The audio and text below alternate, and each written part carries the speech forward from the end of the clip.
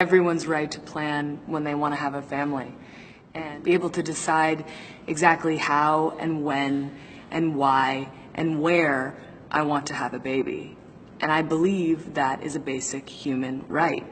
You know, it's really important that women be able to kill at any time they please. And no one has a right to choose that picture. Go back to the other one. No one has a right to choose this. No one. No one has a right to choose this. You don't have a right to choose this, okay? That's a baby. You don't get to kill it just because it's convenient to you. You don't have a right to say, it's my decision where and when and how to have the baby. That's an individual human being. And if that baby were outside the womb and you stuck a knife through its chest, you'd be charged with first-degree murder. You kill it in the womb, and we call it a human right. That's not a human right because that's a human, and that human doesn't have any rights because you just decided its rights are less important than your right to your own convenience. Okay, we're going to play a game called When Should You Be Able to Kill This Baby? Because I've been told by people like Hillary Clinton that you're able to kill this baby all the way up to the very end, right? 32 to 30 weeks.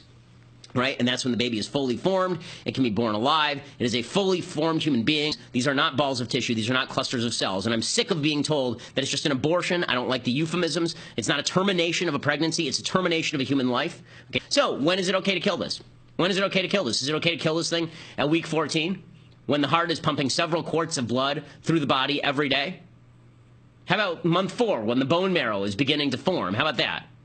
Or how about weeks 9 and 10? When the baby's teeth are already beginning to form, its fingernails are already beginning to develop. We're talking about 2 months old, right? The baby can turn the head and frown. The baby can hiccup. Is that okay to kill? How about week 4? By the end of the week 4, the kid is already 10,000 times larger than the fertilized eggs was. There's already the beginnings of eyes and legs and hands. There are already brain waves detectable. Mouth and lips are present. Fingernails are forming. How about day 22? The heart's already beating with the child's blood, which may be of a different blood type than the mother. So where in here exactly do you think it's okay to murder that kid because you have a personal convenience issue? Okay, it is evil to suggest, as Hillary Clinton does, that the minute before a baby is born, you should be able to drag it by the feet out of the mother, except for the head, stick a scissors in there, ram it into the baby's skull, rip the skull open, suck the brains out, crushing it, and then pull it out. Hillary believes that that's something you should be allowed to do. When I talk about stuff I hate, this is a grave sin. It's a blot that we treat the killing of literally the most innocent among us as nothing more than just an issue of convenience and choice and all the rest of it. It's just, I think what's important here is the science.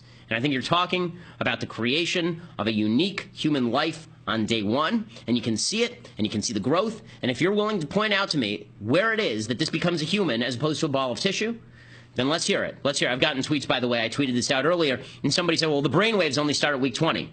Would you kill somebody in a coma because they're brain dead, but you know they're not going to be brain dead in 4 weeks, in 10 weeks?